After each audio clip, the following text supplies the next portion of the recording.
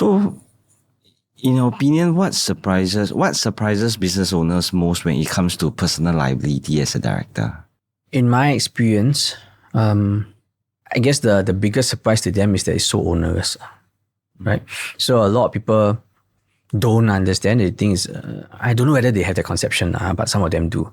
At least those that I speak to, I think director is like a promotion to them. It's a bit quite glorified. It's them moving up in life, but they don't know that the connotation of directorship comes with a whole host of duties, fiduciary duties of skill, care, and diligence, and a general duty to always act in the best interest of the company.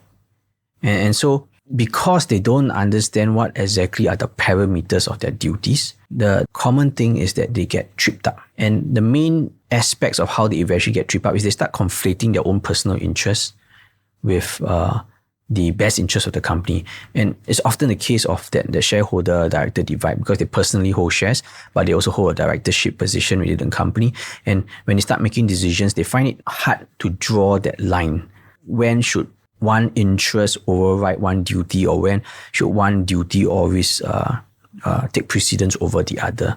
And that wearing of different caps, the making of different decisions, not even just making of decisions, the figuring out of what decision falls under who.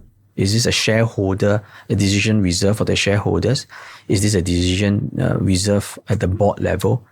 Sometimes that question itself also presents a lot of difficulties.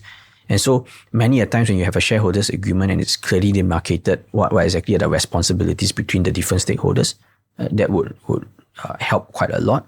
But can you imagine if you don't even have a shareholders agreement? Then who decides what? Under the Companies Act, it's quite clear that the management of the company is, the powers to manage the company goes to the directors. But I have many situations where there are quibbles between shareholders and directors as to who has the right to decide certain things. So it happens in your private limited companies, your normal businesses. It also happens in a lot of the very bigger joint venture deals also. So also, can you share a case where a director passed away and their estate was affected by unresolved liabilities? I guess we have some of these that are going to trial, and the problem is this, because as director, so when you start up a company, one of the main attributes of a company is a separate legal entity. So the limitation of liability is the biggest attraction to private limiteds. But once you assume the role of directors, you take on a lot of personal liabilities. If you misappropriate funds, if you make decisions for your own interest to the detriment of the company, you get sued in your own name. But more than that, if you are a sleeping director and for the past 10 years, you never check the financial statements, never even bother to have that supervisory oversight, and allowed other directors to take liberties with the company, you might also be liable. So you cannot stand up in court and say, I was a sleeping director. Or perhaps most commonly the situation arises with nominee directors. So nominee directors are directors who expressly have an agreement, maybe even in writing with the company, to say that they have no executive powers, no management powers.